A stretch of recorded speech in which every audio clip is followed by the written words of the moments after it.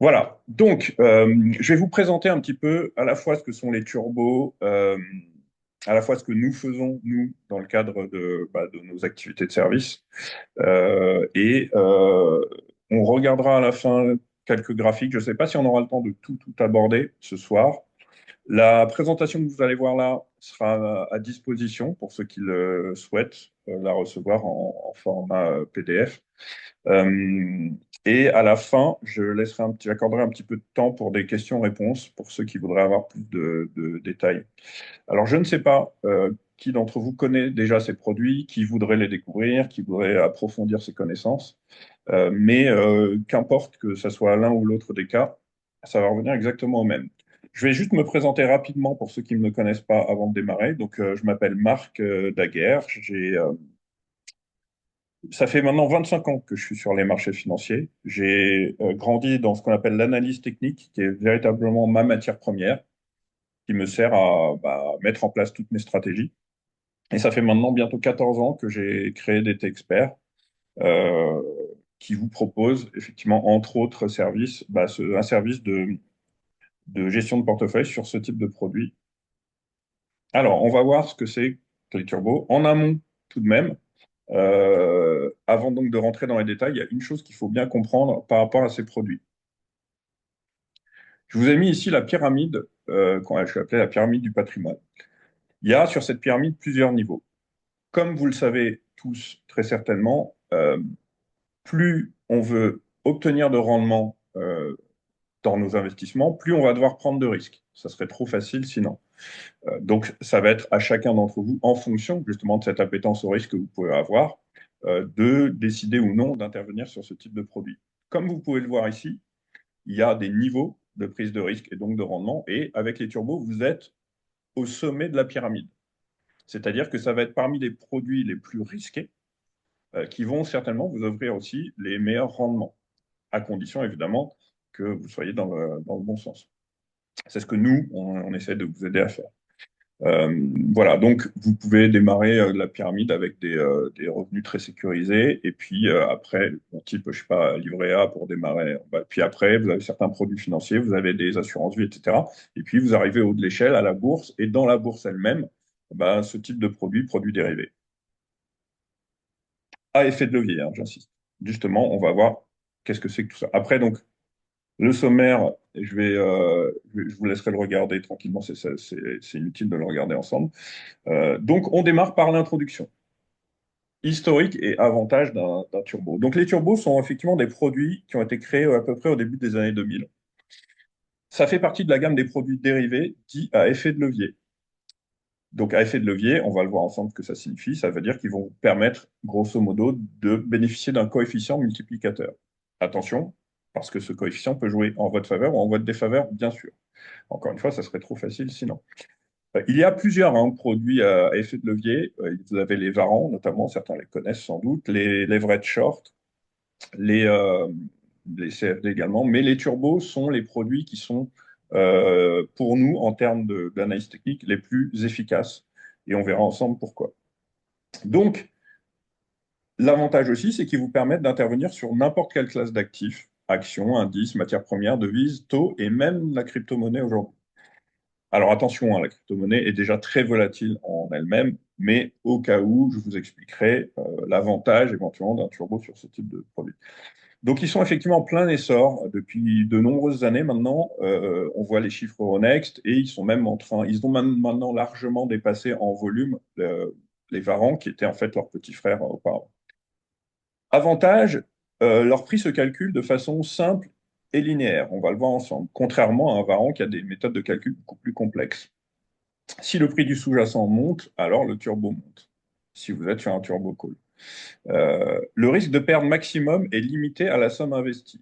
Là, évidemment, alors, la plupart des émetteurs, des brokers vont, à juste titre, vous dire que c'est un avantage. Évidemment, perdre l'intégralité de son investissement, c'est pas ce qu'on appelle un avantage. Mais contrairement à d'autres types d'investissements, vous pouvez, vous ne pouvez pas perdre plus que ce que vous avez misé au départ. Autrement dit, vous dites, bah voilà, j'ai envie de prendre le risque d'augmenter mon capital rapidement. En revanche, je mets 1000 euros sur un turbo. c'est un exemple, hein, bien sûr, bah, je suis prêt à perdre ces 1 000 euros. Nous, dans notre service, évidemment, on va faire en sorte d'éviter de perdre l'intégralité avec les stratégies dont je vous parlerai tout à l'heure. Donc là, il faut vraiment faire attention justement à son money management. On y reviendra. La mécanique du turbo. Donc le turbo, c'est un produit structuré qui va dériver d'une valeur mobilière qu'on va appeler sous-jacent. Comme on l'a vu, ce sous-jacent peut être à la fois une action, L'Oréal, Total, même Apple, enfin bon. Ça peut être un indice, évidemment, le CAC, le DAX, le Nasdaq, le Dow Jones. Ça peut être une matière première, essentiellement pétrole et or et argent, mais vous pouvez avoir également d'autres matières premières, du gaz naturel, vous pouvez avoir d'autres métaux. Euh, et donc, des devises, des paires de devises, euro, dollar par exemple, des taux, et, comme je l'ai dit, de la crypto-monnaie, pour l'instant, Bitcoin et Ethereum uniquement. Le turbo va évoluer donc selon deux critères principaux, ses spécificités propres qu'on va voir ensemble et évidemment les variations du sous-jacent auquel il est adossé. Si vous prenez un turbo sur n'importe quel sous-jacent, le turbo va évoluer en fonction de l'évolution du sous-jacent qu'on aura choisi. Alors, la barrière désactivante, c'est véritablement la caractéristique principale de ce genre de produit. D'accord? Ça veut dire quoi? Ça veut dire que tout va se jouer autour de cette barrière. Cette barrière est également parfois appelée strike ou KO. Donc KO évidemment pour knockout. Donc vous pourrez trouver selon les endroits où vous irez, je sais pas, sur certains émetteurs, sur certains sites internet, vous allez avoir l'équivalent de la barrière qui est le KO, le knockout, parfois appelé le strike. Ce niveau, c'est un niveau donc horizontal hein, qui va être donné. Si ce niveau est touché un seul instant la, durant le moment où vous allez détenir le produit, votre turbo va être ce qu'on appelle désactivé. Donc, il va perdre la valeur totale de ce que vous aviez mis dessus. Alors, effectivement, c'est le point précis qui va effrayer les investisseurs parce qu'ils vont se dire, oulala, là là, moi, je risque de tout perdre sur la barrière, ça peut me faire peur.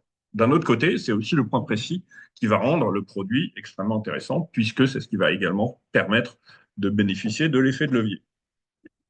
Justement, l'effet de levier maintenant. Donc l'effet de levier, c'est à l'origine une barrière, donc la barrière désactivante, qui va créer justement l'effet de levier en question. Cet effet de levier va permettre d'augmenter les gains, attention, ou les pertes de façon exponentielle. Tout ça, je vous le montrerai. Hein. Tout ce dont je vous parle là, je vous le montrerai avec des exemples concrets. Là, on est dans ce qu'on appelle la théorie, la présentation. Après, je vous montrerai des exemples concrets dans la pratique. Plus le sous-jacent va être proche de la barrière, plus le turbo sera réactif et va bénéficier de son effet de levier de façon optimale. Pourquoi? Parce que plus la barrière va être proche des cours du sous-jacent, plus vous allez prendre un risque important. Après, plus on va s'éloigner de la barrière, plus votre risque va diminuer et l'effet de levier va diminuer en même temps. Un turbo va donc pouvoir avoir une variation beaucoup plus importante que celle du sous-jacent sur lequel on va l'appuyer.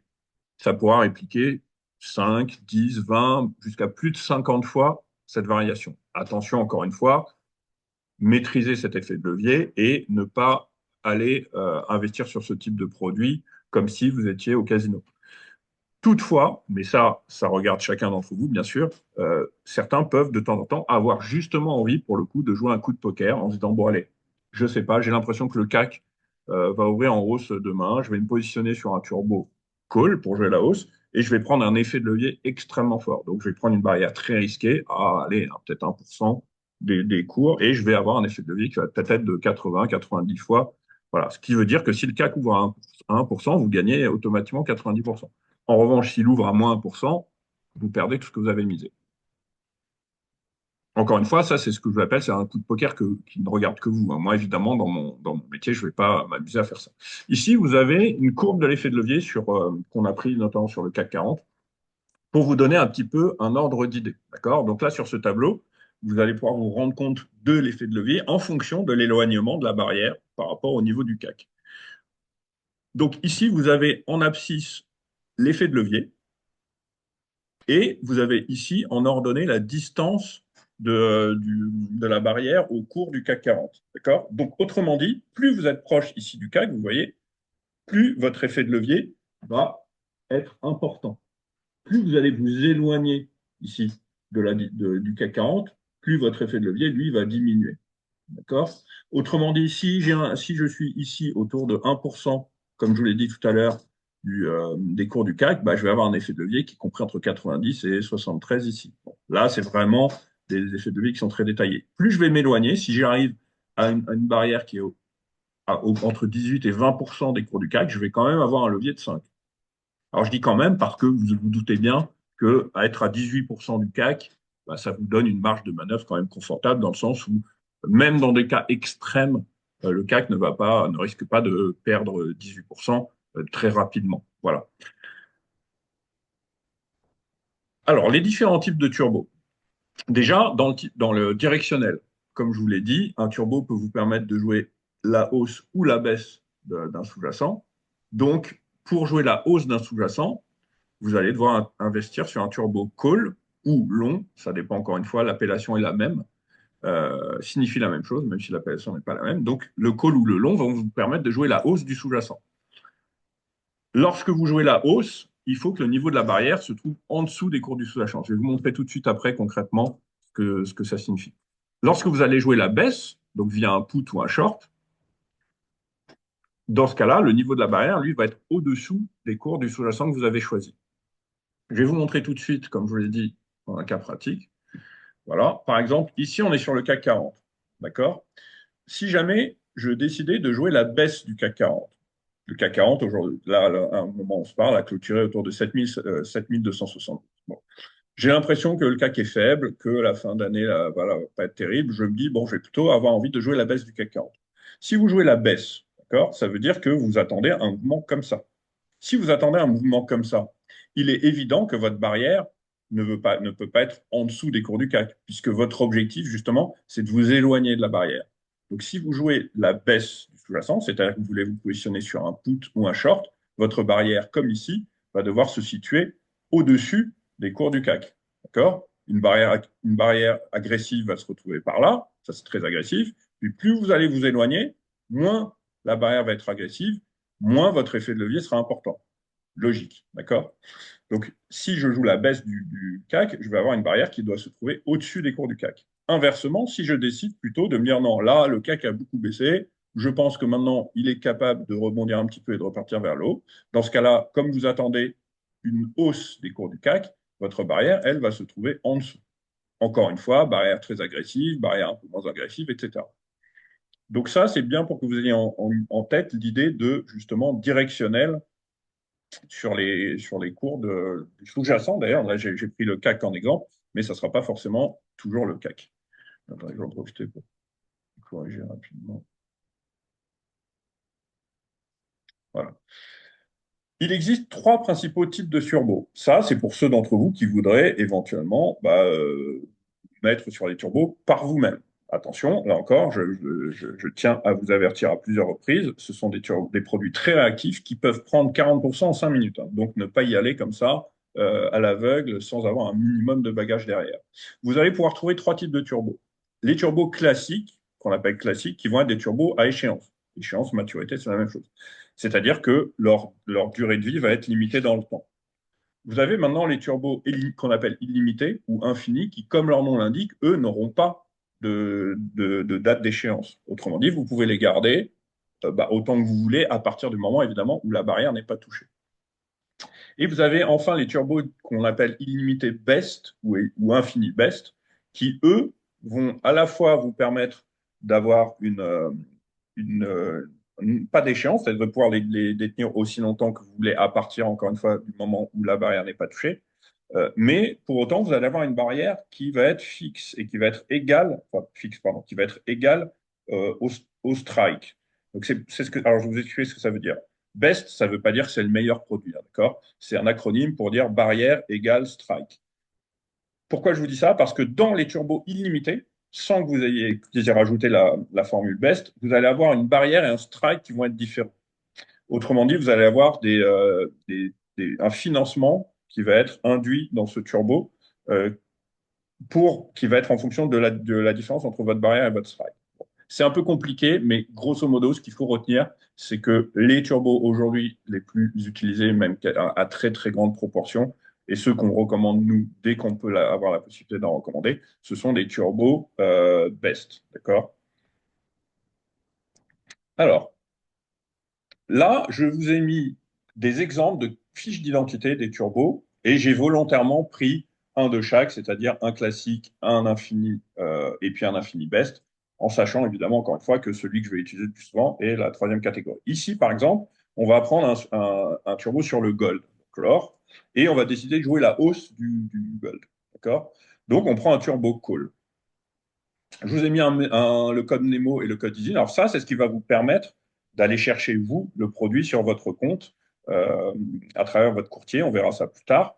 Donc, vous pouvez rentrer au choix le ticker ici, qui est un peu plus simple, ou alors l'ISIN, si vous préférez, qui va vous mener tout de suite sur le produit.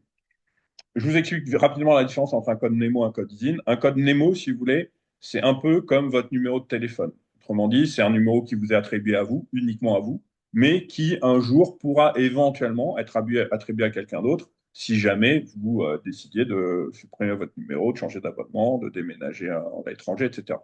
Le code ISIN, lui, c'est un peu comme votre numéro de sécurité sociale, d'accord? C'est-à-dire que c'est un code vraiment unique qui vous appartient à vous, quoi qu'il arrive, et qui va vous déterminer, quel que soit le moment où vous allez vouloir l'utiliser. Voilà. Donc, ça, c'est la différence entre ces deux codes. Les codes Nemo sont donc inhérents à l'émetteur du produit. Là, on a pris un produit de la gamme Ventobel. Vous voyez que la dernière caractéristique du code Nemo va correspondre à l'émetteur. C'est pour ça qu'ici, vous avez un V. La barrière qu'on a choisie était à 2210. On va voir ce que ça représente sur le gold. Donc, on est à 4,9% à peu près. La barrière se situe à 4,9% des cours du gold au moment où on a regardé ce produit. L'élasticité, donc, qui correspond à l'effet de levier, est ici de 18,27. Donc, vous allez répliquer un peu plus de 18 fois l'évolution des cours de l'or en vous positionnant sur ce turbo. Euh, la parité, c'est ce qui sert à calculer à calculer le prix de votre turbo en fonction du prix du sous-jacent en question, autrement dit l'or. Donc c'est à peu près la cote-part du nombre de turbos que vous allez détenir en fonction du cours de votre sous-jacent. Ici, vous avez une date de maturité, d'accord, qui est au 20 septembre 2000, qui était au 20 septembre 2024, au moment où on avait trouvé le produit. Donc aujourd'hui, le produit que vous auriez regardé ici ne serait plus valable. Ça veut dire quoi? Ça veut dire qu'arrivé à l'échéance, il faut absolument penser à revendre votre produit, sinon il va être revendu automatiquement par l'émetteur et vous aurez quelques frais supplémentaires.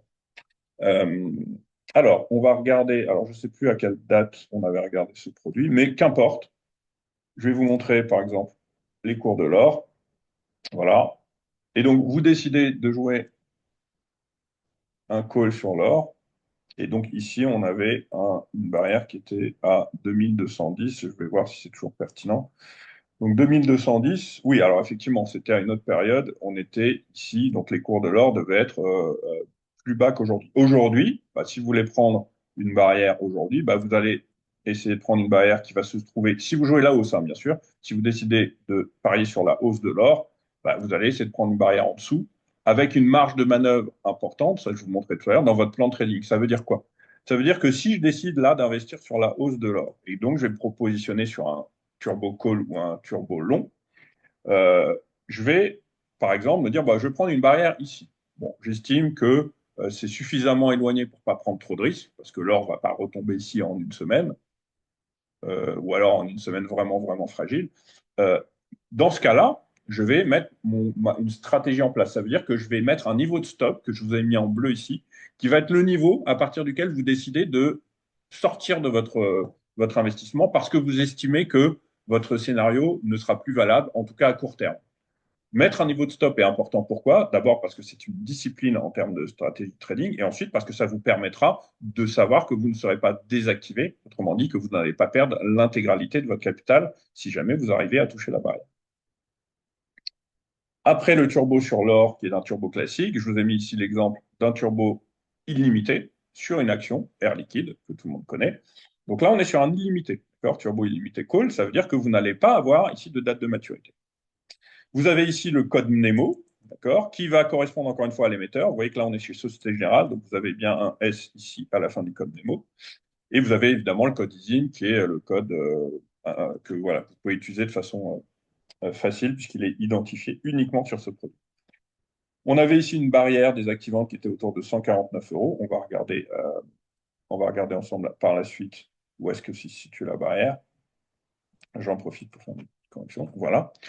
Et ça vous donnait un effet de levier de quand même 8 et quelques. Ça veut dire que si Air Liquide, par exemple, prend 3%, bon, ça veut dire que sur ce produit, vous allez prendre quasiment 25%. Et enfin, troisième type de produits, ce sont ceux que je vous ai dit être les plus fréquents maintenant, ce sont les illimités best, d'accord, qui vont vous permettre d'avoir une barrière et un strike qui vont être égaux, exactement comme sur les classiques, mais avec en plus la faculté d'être illimité dans le temps. Encore une fois, je répète à chaque fois, à partir du moment, bien sûr, où la barrière n'est pas désactivée. Ici, on a pris un turbo de la gamme BNP, hein, donc on voit encore dans le ticker que la dernière lettre est un B. On a pris une barrière autour des 7009. Donc là, attention, on joue la baisse, hein, donc on prend une barrière qui est au-dessus des cours du CAC. Au moment où on avait visionné cette fiche de produit, on était à peu près à 4% des cours du CAC. Et avec une distance de 4%, vous avez quand même un effet de levier qui est pas loin de 25. Donc vous allez répliquer 25 fois l'évolution du CAC. Maintenant, on va regarder le calcul du prix et du levier de votre turbo. Donc le prix d'un turbo, lui, se calcule en fonction du sous-jacent auquel il se rattache. Il s'agit donc d'un calcul qui prend en considération le prix du sous-jacent, bien sûr, par rapport à la distance avec le niveau de la barrière que vous avez choisi. L'avantage ici, c'est que le prix du turbo sera déterminable de façon linéaire en fonction de celui du sous-jacent en question. La formule, je vous l'ai mise ici, on va l'expliquer après. Donc pour un turbo call, comme vous êtes sur un turbo call, donc le cours du sous-jacent va être au niveau de la barrière, au-dessus pardon, de la barrière. Donc c'est le cours du sous-jacent moins le niveau de la barrière qui va être divisé par la parité. D'où ce que je vous ai expliqué ici, la parité qui va vous permettre. Hop, je vais le mettre comme ça, j'en profite. Voilà, c'est la parité qui va vous permettre de calculer le prix ici de votre produit. Alors, on a mis fois taux de change. Pourquoi? Parce que vous pouvez également vous investir sur des turbos, sur des sous-jacents qui ne sont pas cotés en euros. Si vous prenez un turbo sur le pétrole, un turbo sur l'or, un turbo sur une crypto-monnaie ou sur une valeur américaine, par exemple, donc vous allez être soumis au taux de change. Pour le prix d'un turbo put, bah, c'est la même chose, sauf que vous allez prendre cette fois le niveau de la barrière moins le cours du sous-jacent divisé par la parité. Ça me permet, même si on y reviendra tout à l'heure, de vous donner un autre peut-être petit avantage de ce type de produit, c'est qu'ils vous permettent, à travers un compte titre, sur en euros uniquement, d'investir sur des sous-jacents qui ne sont pas forcément cotés en euros, d'une part, type, comme je vous l'ai dit, type indice même, type pétrole, type, etc., type, je ne sais pas moi, Nvidia, euh, et tout en même temps, en vous donnant accès à des sous-jacents qui sont peut-être un peu plus difficiles d'accès, à savoir, bah, certaines personnes me disent, je ne sais pas comment intervenir sur l'or, je pense que ça peut m'intéresser, etc. Bon, bah là, à travers un turbo, vous achetez un turbo en euros sur l'or et vous bénéficiez de l'évolution des cours de l'or. Alors, ajuster du financement, parce que forcément, il va avoir un taux de financement qui, allez, grosso modo, les frais que vous allez payer sur ce type de produit au sens large vont être autour de peut-être 1,5% au total. Donc, le prix d'un turbo est donc calculable de façon simple et linéaire, comme on le voit. Je vous ai expliqué ce qu'était le taux de change, donc, qui concerne les sous-jacents qui sont cotés hors euro. Et la partie ajustée du financement va concerner des frais inhérents qui prennent en compte les primes de gap et les dividendes, que je vais vous expliquer tout de suite après. Cette slide-là, je l'ai mise parce que j'aime bien expliquer de façon exhaustive, lorsque je présente quelque chose, comment ça fonctionne. Pourquoi je vous dis ça? Parce que je vais vous le montrer, mais vous n'avez pas du tout besoin de vous torturer le cerveau avec ça. Ça n'a aucune incidence, c'est juste pour que vous compreniez ce que vous allez payer lorsque vous intervenez sur ce type de produit. Donc, un turbo peut se faire désactiver sur un gap. Donc, un gap, si vous ne savez pas ce que c'est un trou de cotation. Je vais vous montrer tout de suite après comment ça se matérialise sur un graphique. Dans le prix d'un turbo, vous avez une forme d'assurance contre les gaps qui est appelée prime de gap, qui va être égale au risque potentiel de gap, trou de cotation en français, sur le sous-jacent en général. La probabilité d'un gap va être inhérente à divers facteurs de marché. Plus la distance entre le cours du sous-jacent et la barrière est importante, plus la possibilité de gap est faible. À l'inverse, plus cette distance est faible, plus le risque de gap est grand. Plus l'échéance également est éloignée, plus la probabilité de gap est logiquement élevée. Pourquoi? Parce que plus vous détenez un produit en portefeuille, plus vous avez de risque d'avoir un gap, parce que vous pouvez avoir un gap dans une semaine, dans un mois, dans un an, etc. Alors, que je vous montre ce qu'est un gap et à quoi correspond la prime de gap. On va regarder, je pense, une valeur sur laquelle on avait un gap important, pour que ça vous parle davantage. Alors, c'est bizarre, j'ai un ralentissement là, sur...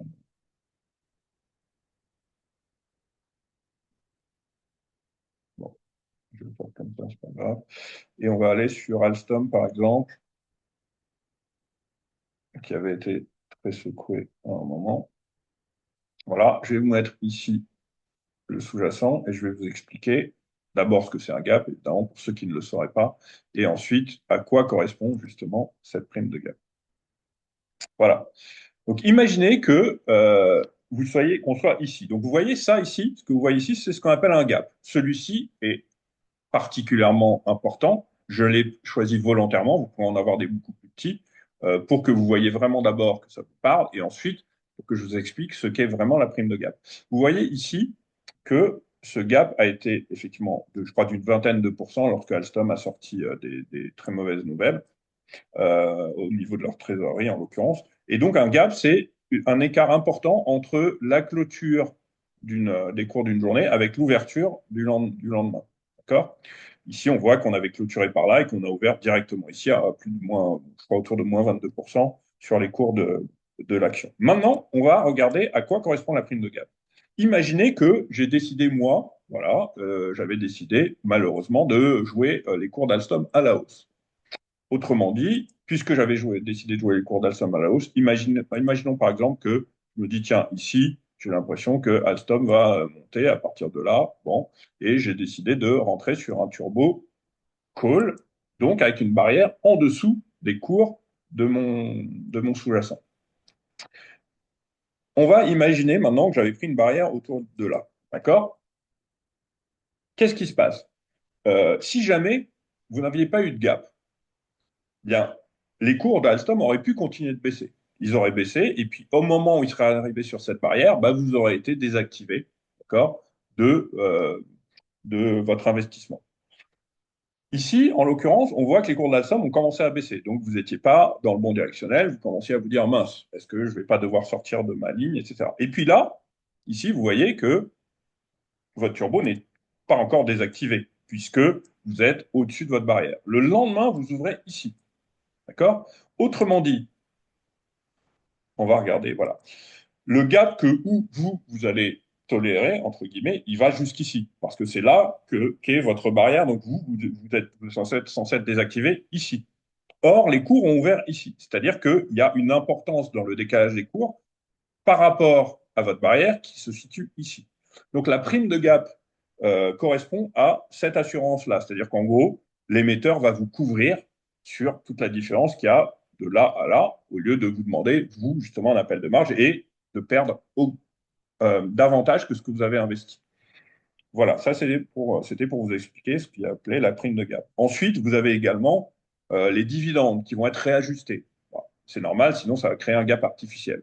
Vous savez ou pas, en tout cas si vous ne savez pas, je vais vous l'expliquer, si jamais vous avez un versement de dividendes, d'accord? Par exemple, ici on est sur Alstom, imaginez que Alstom reverse, je ne sais pas, 1 € de dividende, par exemple. D'accord? Ça veut vouloir dire quoi? Ça veut dire que Alstom, qui était à 21,84, va d'un seul coup passer à 20,84 de façon artificielle. Ce qui veut dire qu'en passant à 20,84, donc on va dire ouais, voilà, ici, d'accord, vous allez avoir ici un gap, mais qui est un gap artificiel, puisque vous allez avoir un écart rajusté du prix du dividende. Bon, ce que je veux vous dire par là, c'est que si vous aviez une barrière sur un put qui se trouvait ici, un call pardon, qui se trouvait ici, vous allez avoir la barrière qui va décaler du dividende, évidemment, parce que sinon, ça n'a pas de sens de vous faire désactiver sur un versement de dividende.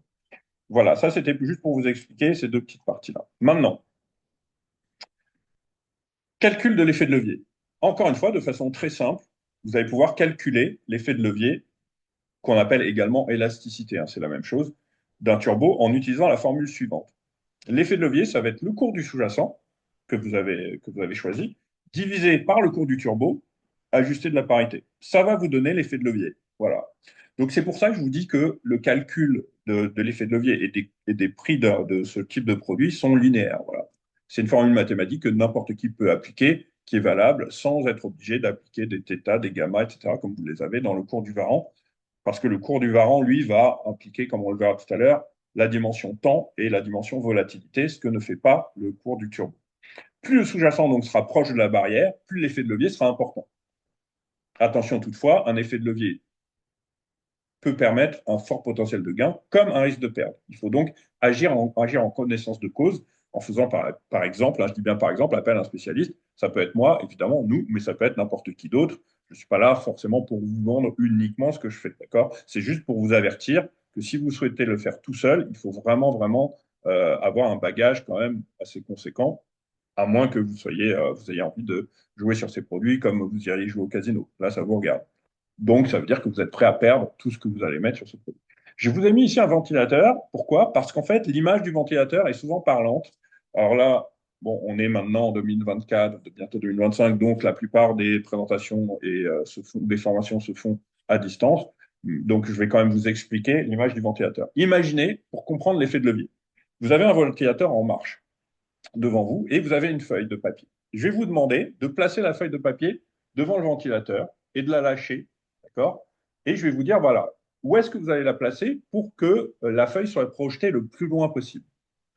Vous êtes d'accord que pour que la feuille soit projetée le plus loin possible, il va falloir vous rapprocher au maximum du ventilateur pour bénéficier justement de l'effet maximum de la ventilation que vous allez avoir.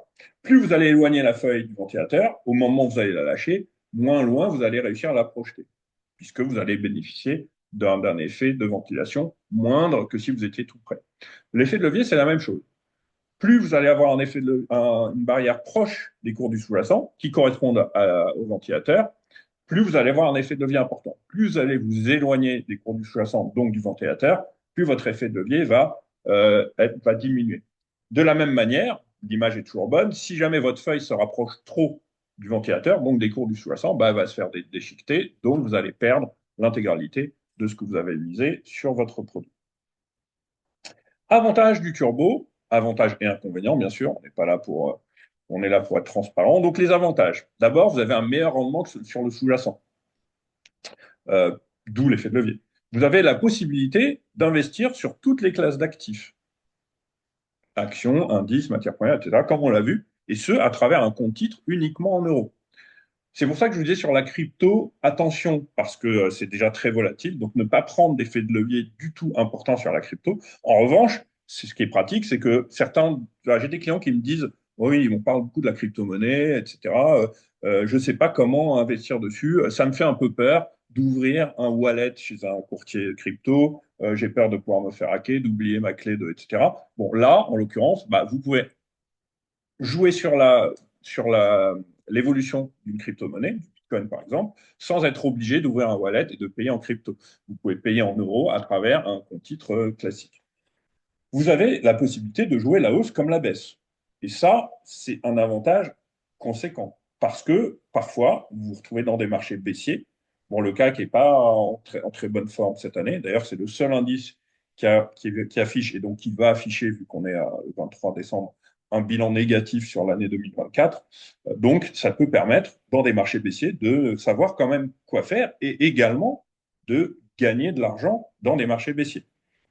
Vous avez plusieurs niveaux de levier sur un même sous-jacent. Vous n'êtes pas obligé de dire, bah, voilà, tiens, je ne sais pas, j'ai envie de jouer la hausse de L'Oréal. Ah bah mince, j'ai qu'un seul effet de levier. Non.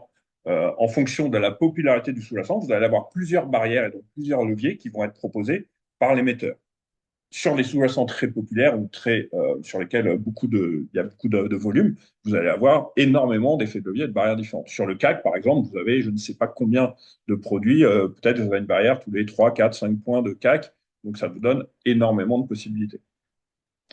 Donc l'effet de levier va être important parfois et maîtrisable. Quand je dis maîtrisable, ça veut dire que vous allez choisir vous au début le levier que vous voulez. Donc, le risque que vous êtes prêt à prendre.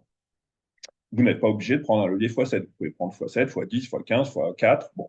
Moi, j'estime qu'à partir en dessous de 5, ça ne devient pas extrêmement intéressant d'intervenir sur ce type de produit. À partir de 5 de levier.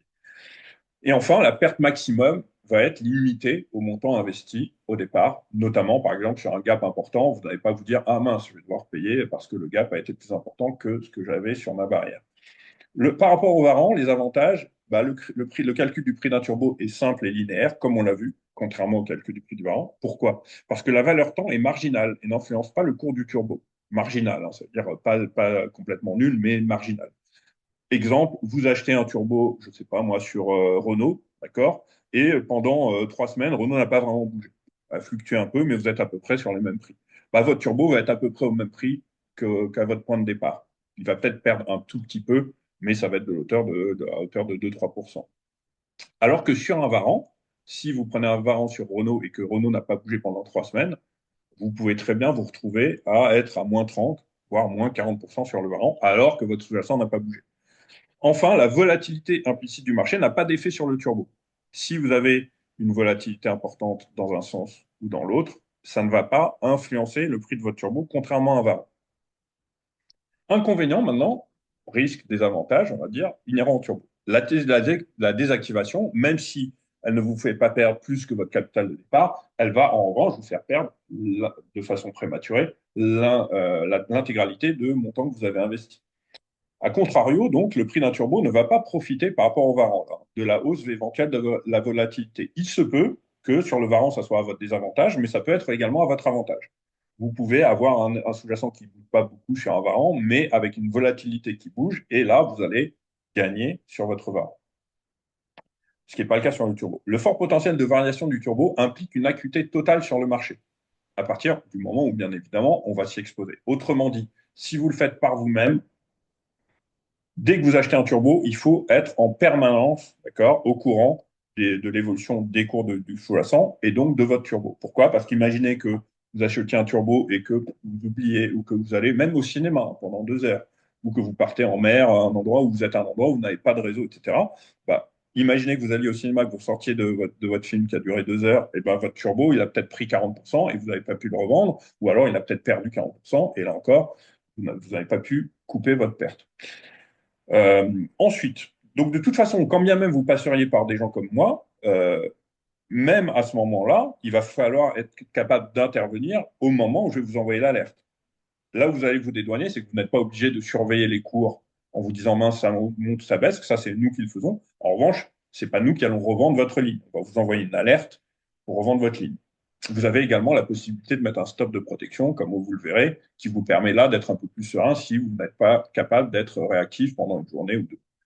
La variation du financement chaque jour en fonction des taux d'intérêt de référence, des frais de financement, des dividendes, etc. Bon. Euh, vous avez une liquidation possible en dehors des heures d'ouverture de Euronext Paris si les sous-jacents cotent sur un marché non européen. Ça aussi, c'est important. Maintenant, vous avez chez la plupart des courtiers, Boursorama, Bourse Direct, etc., des horaires étendus. D'accord? C'est-à-dire que même en dehors des heures de cotation françaises, c'est-à-dire à 17h30, le marché français ferme, vous pouvez toujours agir sur vos turbos qui seraient par exemple sur des valeurs américaines. Parce qu'à 17h30, 18h, ben, Apple, je sais pas, Microsoft, tout ça, ça continue de bouger. En revanche, si vous n'avez pas la possibilité d'intervenir sur des horaires étendus, là, vous pouvez vous faire désactiver sans même pouvoir intervenir. Ou pas forcément vous faire désactiver. Mais par exemple, vous pouvez être à la hausse sur Apple et paf, il est 18h30 et là, vous voyez Apple se casser la gueule et vous pouvez rien faire. Ou même, vous voyez Apple, par exemple, au contraire, augmenter énormément. Vous êtes un gain sur votre turbo qui est à 70%, mais vous ne pouvez pas le revendre parce qu'il est 18h30 ou 21h. Ensuite, vous avez un risque de suspension de cotation, ce qui est quand même très rare, d'accord? Je dis très rare parce que je le sais, ça fait maintenant plus de 15 ans que je travaille sur ces produits et j'ai vu peut-être une fois une suspension de cotation. À savoir aussi que la suspension de cotation peut également avoir lieu sur une action elle-même, hein. Ce n'est pas uniquement sur le turbo. Voilà. Ce que j'ai oublié de vous dire, c'est que, peut-être dans les avantages, c'est que ce sont des turbos listés, des produits listés par Next, d'accord? Donc, parce que parfois les gens disent, mais est-ce qu'il y a de la liquidité? Bon, la liquidité, pour être tout à fait transparent, est assurée à 99,9999999% par les émetteurs. Ok. Vous allez avoir un cas de figure sur je ne sais pas combien de millions dans lequel vous n'allez pas pouvoir revendre votre produit, notamment si vous avez une suspension de cours ou un décalage très important, comme sur Alstom par exemple, avec un gap de 20%. Comment choisir un turbo? Parce que ça, c'est également une question qu'on se pose. Donc, d'abord, le choix d'une stratégie d'investissement dépend toujours du profil de l'investisseur. Donc, ça va être en fonction également de votre profil. Ça veut dire quoi? Ça veut dire que moi, j'ai vu des clients qui avaient exactement le même patrimoine, d'accord, qui avaient voilà, même nombre de parts fiscales, même patrimoine en termes en termes de capital. Bon, et puis, il y en a un qui va être très sécuritaire, qui va faire des petits placements sur des produits avec peut-être peu de rendement. Bon, il y en a aussi qui diversifient, qui vont prendre de l'agressif, du moins agressif. Il y en a qui vont être très agressifs et qui vont être essentiellement sur la bourse, par exemple. Bon. Euh, du coup, votre appétence au risque ne va pas être la même. D'accord. Par exemple, je sais pas, je dis au hasard, il y a Ali qui ne va pas avoir le même prise de risque peut-être qu'Hakim ou qu'Alexandre. Bon, ça va dépendre de vous. Donc, deux choses. D'abord, pour intervenir sur le turbo, il faut déjà avoir un minimum d'appétence au risque. Et après, en fonction également du choix du turbo, là encore, ça va dépendre de votre appétence au risque. Donc, vous allez vous poser les questions suivantes avant de choisir le turbo. Quel est mon degré de conviction? Ça, c'est important. Alors, vous allez me dire, si je n'ai pas un gros degré de conviction, je ne vais pas intervenir. C'est vrai. Mais parfois, vous pouvez avoir une très forte conviction en disant, non, là, j'y vais parce que je suis quasiment certain, voilà, j'ai fait mon étude sur telle valeur, etc. Mais vous pouvez quand même intervenir sur une valeur en ayant un petit peu moins de conviction, mais quand même en me disant, bon, je sens quand même que, je ne sais pas moi, que Sanofi va monter, j'ai envie de jouer un call, etc. Ensuite, quelle perte maximum vous êtes prêt à supporter? Pourquoi? Parce que si vous êtes prêt à perdre l'intégralité de votre montant investi, vous pouvez, dans ce cas-là, prendre un turbo très agressif. Parce que dans le pire des cas, vous allez tout perdre, mais dans le meilleur des cas, vous allez bénéficier d'un rendement extrêmement fort si vous êtes dans le bon sens. Enfin, quelle durée de détention du turbo puis-je tolérer au maximum? Ça aussi, il va falloir prendre en compte cette dimension-là. Ça veut dire qu'en gros, vous entrez sur un produit, vous pensez pouvoir le garder combien de temps? Alors, combien de temps vous allez dire, bah, moi, s'il n'est pas désactivé, je vais le garder. OK, très bien, dans ce cas-là, pas de problème. Mais si vous dites, bah là, je sais pas, dans 3 semaines, dans un mois, bah, j'ai prévu, je sais pas, de partir en vacances, j'ai pas envie forcément d'être calqué derrière mon écran et tout. Bon, bah, dans ce cas-là, ça veut dire que vous avez une tolérance de 1 mois maximum de détention de votre produit. Ce qui veut dire que si vous êtes sur 1 mois maximum, il va falloir plutôt prendre quelque chose de réactif à court terme et de jouer un petit mouvement.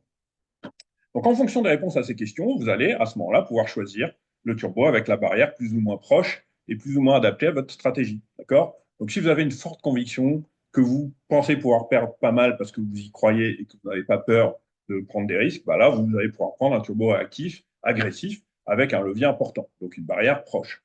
En revanche, si vous avez par exemple une conviction dans le directionnel, d'accord, mais pas forcément dans le timing, vous dites bon, ok, moi, je pense que STM va baisser. Mais je ne sais pas, peut-être qu'il va y avoir un petit rebond avant, donc le timing, c'est peut-être pas le meilleur, mais je préfère rentrer tout de suite au cas où il n'y a pas de rebond.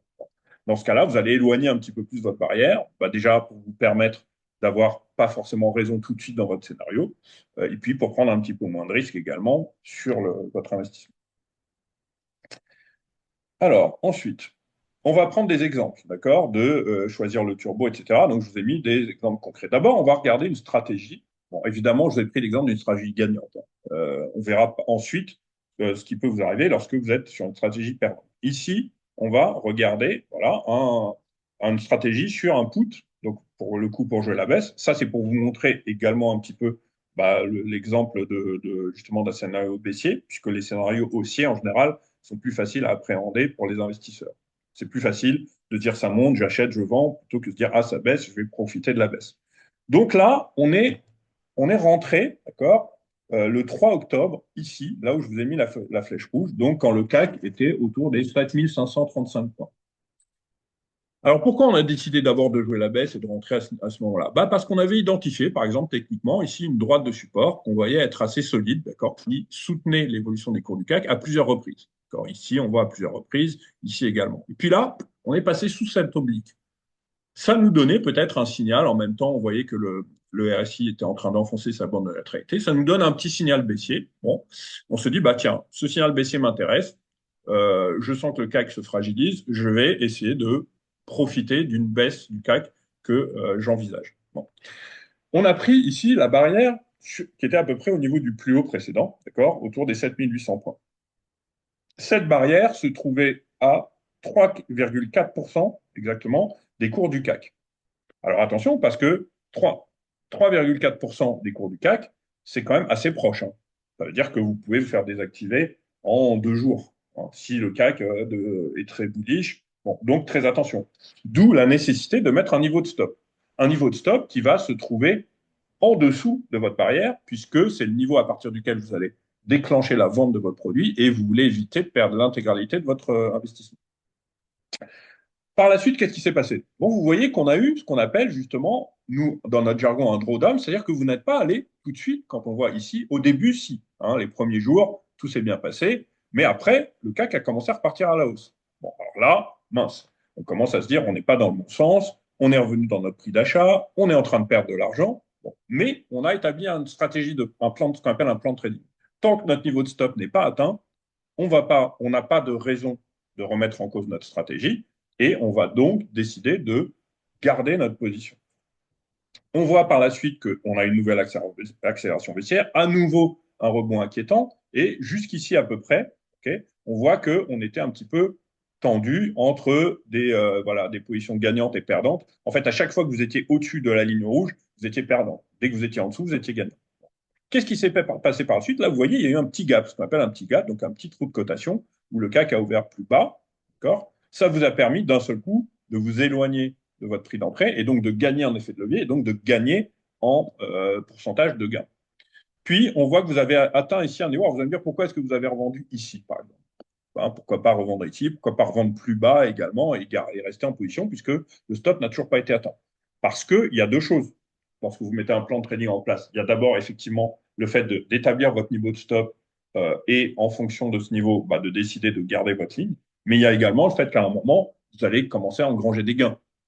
Vous ne savez pas. Là, effectivement, après coup, c'est facile de se dire, ah bah ouais, regardez, on aurait pu revendre ici, par exemple. Bon, mais nous, on n'est pas dans ce cas de figure. Nous, on n'est pas en train de vous vendre du rêve, on est en train de vous vendre du concret. Donc concrètement, au moment où on est là, on est déjà sur un gain de 66%. Bon, bah, 66%, là, on est entré le 3 et on est sorti je ne sais plus à quelle date, mais je vous le dirai exactement. Ouais, ça devait être courant novembre. Bon, bah, c'est-à-dire qu'en un mois, on a déjà gagné 66%. Bon, il n'y a aucune raison de se dire, bah voilà, peut-être qu'on peut envisager de gagner 100%, mais peut-être aussi que nos 66 vont repasser après à plus 20, voire à 0%. Donc, on décide de revendre le turbo au moment où le CAC était à 7350. Donc, on a acheté, le CAC était à 5535, on l'a revendu à 7350. Ça veut dire que le CAC a perdu pendant ce temps-là, il a perdu, attendez que je me souvienne, environ, que je dise pas de bêtises, oui, il a perdu environ un peu moins de 3%. D'accord?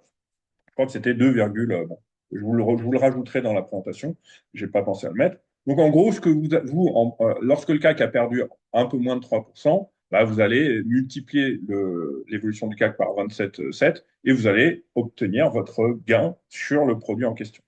D'accord?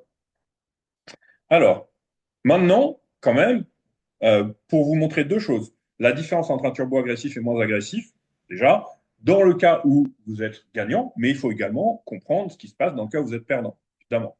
Donc là, on va prendre des comparaisons entre deux turbos, qu'on va vous montrer dans deux tableaux, d'accord? L'un sur une stratégie gagnante, l'autre sur une stratégie perdante.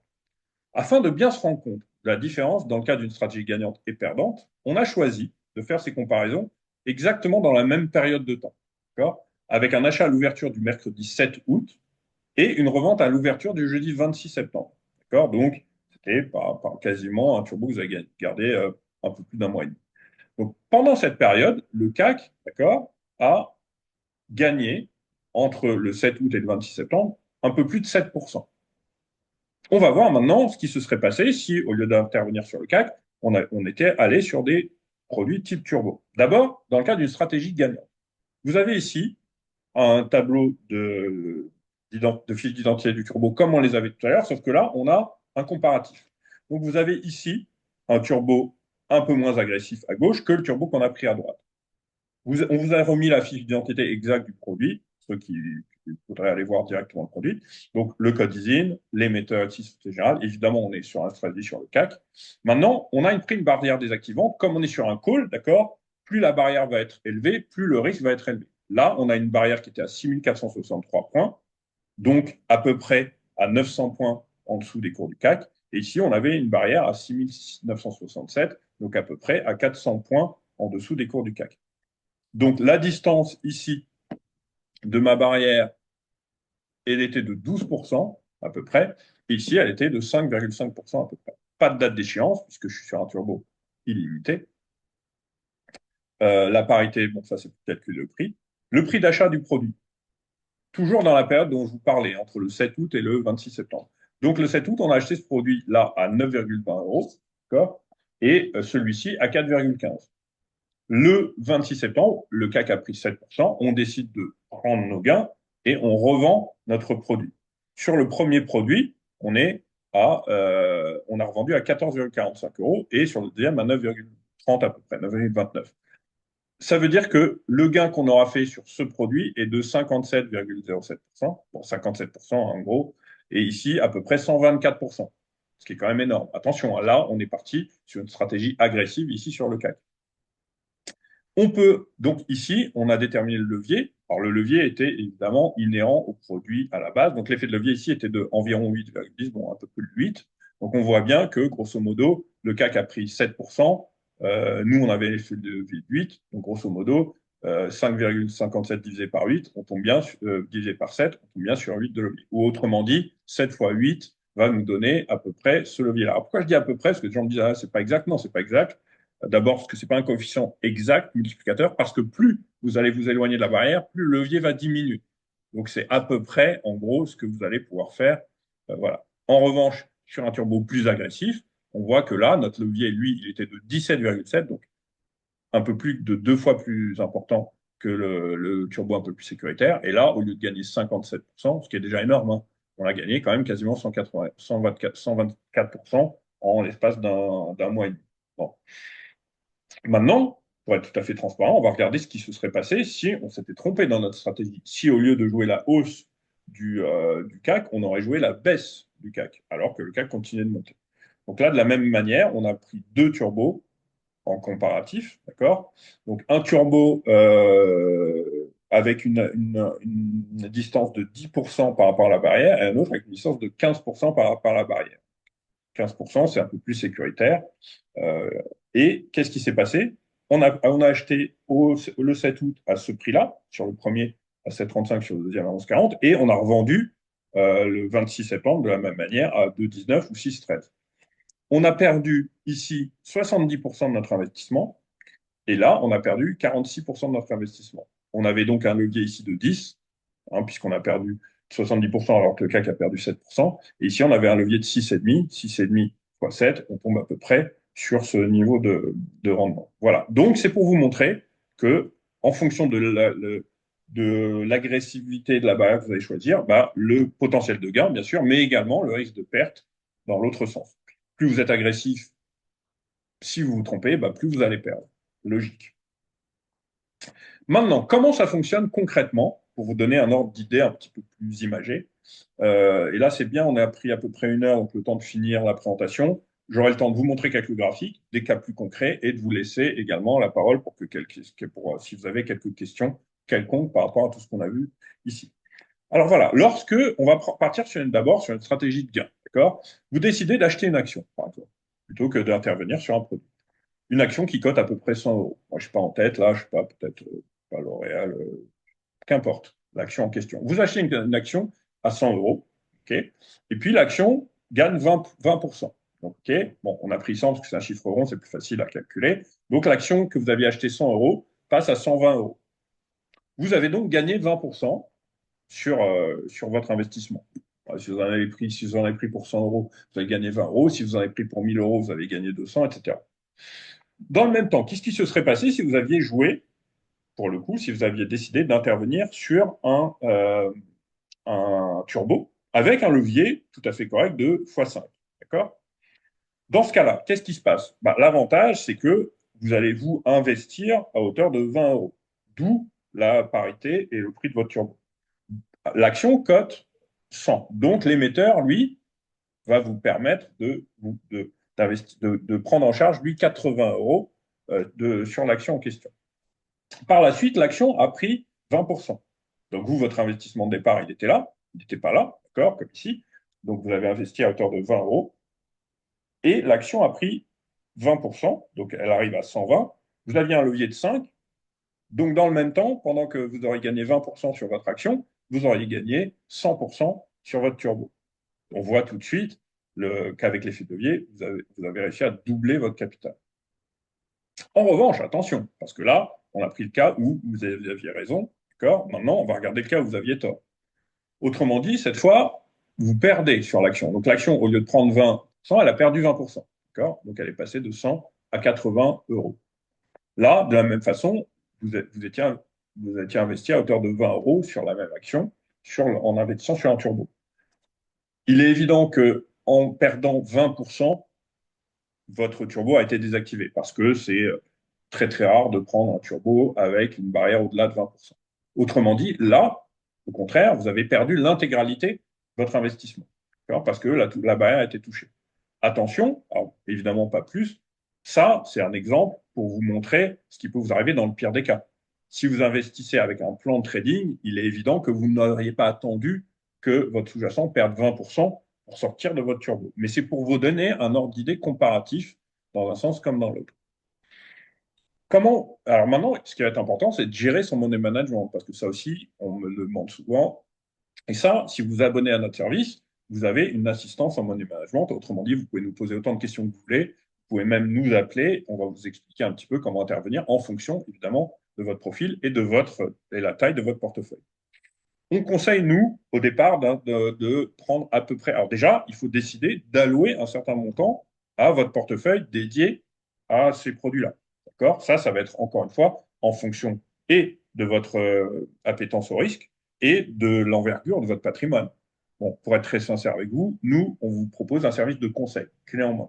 On ne va pas décider du montant que vous allez mettre sur chaque ligne, ni de la taille de votre portefeuille.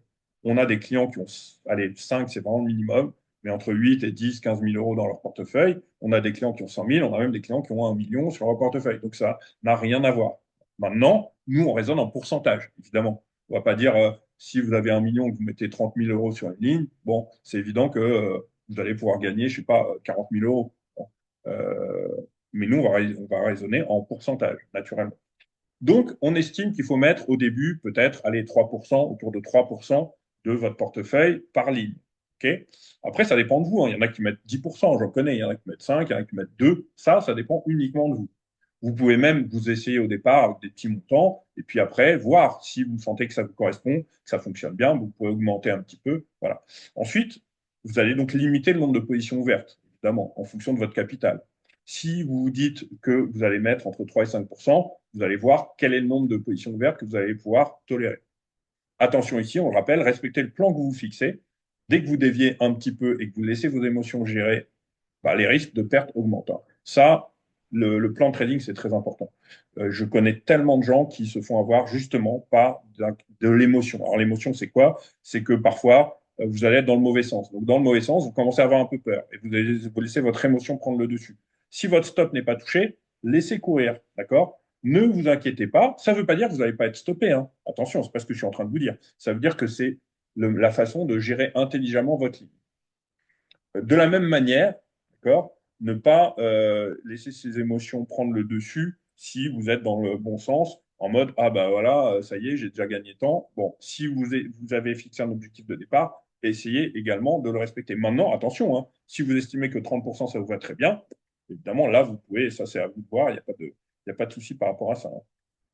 Donc, on reste sur le même modèle de money management. Voilà, vous avez un capital de 10 000 euros que vous décidez de mettre dans votre portefeuille dédié au turbo.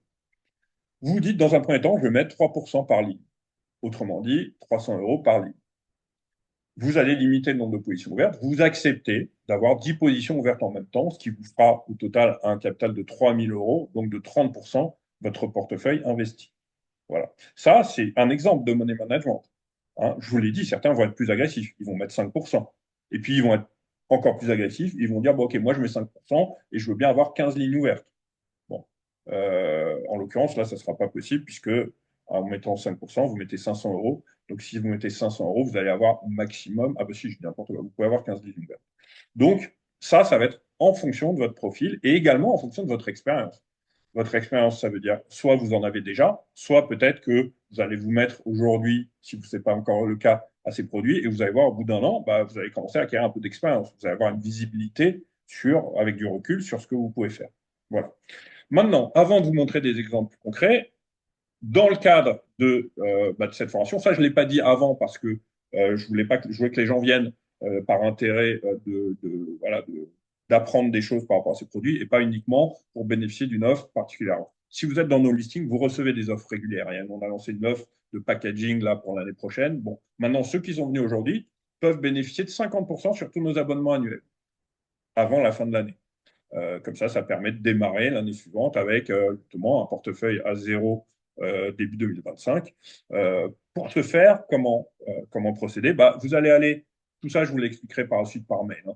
Vous allez aller sur notre site, vous allez choisir votre formule. Il y a 3 formules. Hein. La formule classique, upgrade 1, upgrade 2. Je vous explique, j'en profite pour vous expliquer de quoi il s'agit. La formule classique va vous donner accès à tous nos conseils sur les turbos sur action, uniquement sur action. Mais c'est une grande partie de nos conseils. Hein, d'accord. Par la suite, vous avez l'upgrade 1. Donc l'upgrade 1, comme son nom l'indique, c'est un upgrade, c'est-à-dire que vous allez avoir la même chose que dans la première formule, mais vous allez avoir en plus les conseils sur les turbos sur matières premières et devises. Euh, en sachant que surtout les matières premières, ça peut être aussi quand même des turbos intéressants. On a une bonne main sur l'or et sur le pétrole en général, même parfois sur le gaz naturel.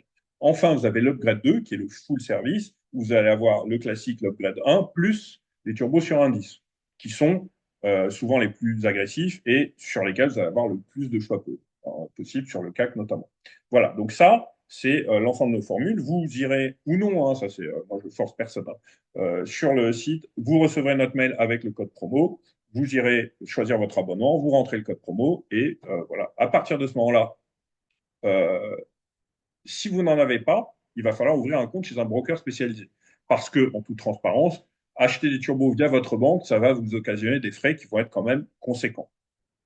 Et également, je ne pense pas que votre banque va vous donner accès à tous les produits, contrairement à ce que fait un courtier. D'accord.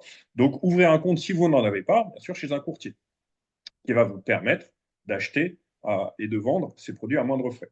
Là, on vous a mis des exemples qui sont les exemples de courtiers majeurs. Okay.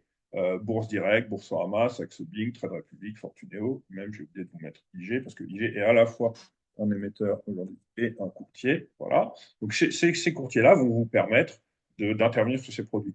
Autre chose, contrairement à, par exemple, des CFD ou du Forex, les courtiers turbo sont réglementés. D'accord. Ils sont réglementés par l'AMF, Euronext, donc pas d'inquiétude par rapport à ça.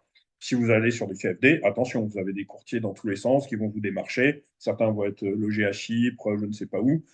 Donc faire attention à la liste, ce qu'on appelle la liste noire de l'AMF. Là, en l'occurrence, vous n'avez pas de souci par rapport à ça. Donc, l'émetteur va nous proposer ou vous proposer, si vous décidez de le faire de votre côté, des turbos, d'accord, sur une large gamme de sous-jacents. Ça veut dire que vous allez avoir des turbos sur toutes les valeurs du CAC, sur la majorité des grandes valeurs françaises hors CAC, pas type Air France, Alstom, etc., Valorec.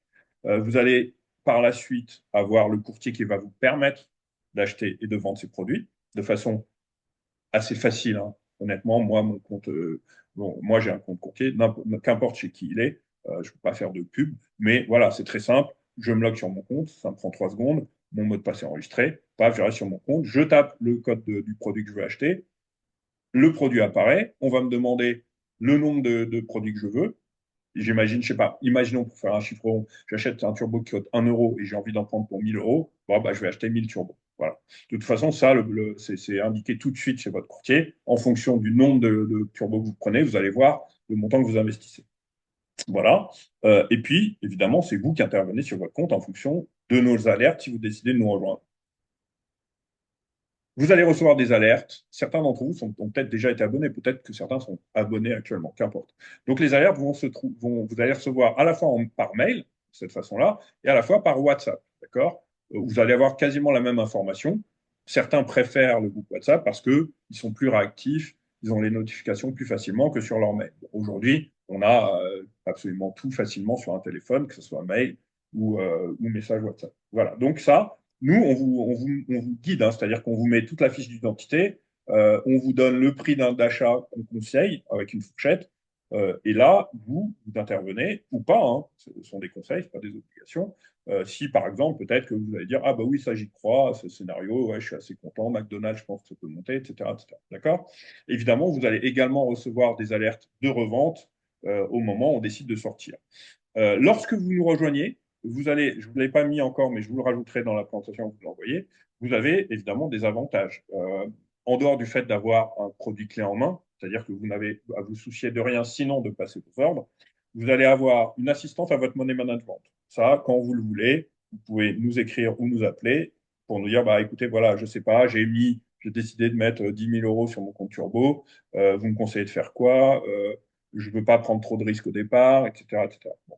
Vous allez avoir un PDF de bienvenue très complet sur les bases de l'analyse technique, donc, qui est quand même la matière première qu'on utilise. Et vous allez avoir régulièrement droit à des formations gratuites comme celles que vous avez là, mais évidemment plus régulièrement que celles qu'on a décidé de faire avec vous au sens large. C'est-à-dire qu'aujourd'hui, vous pouvez être abonné chez nous ou pas et bénéficier de cette formation.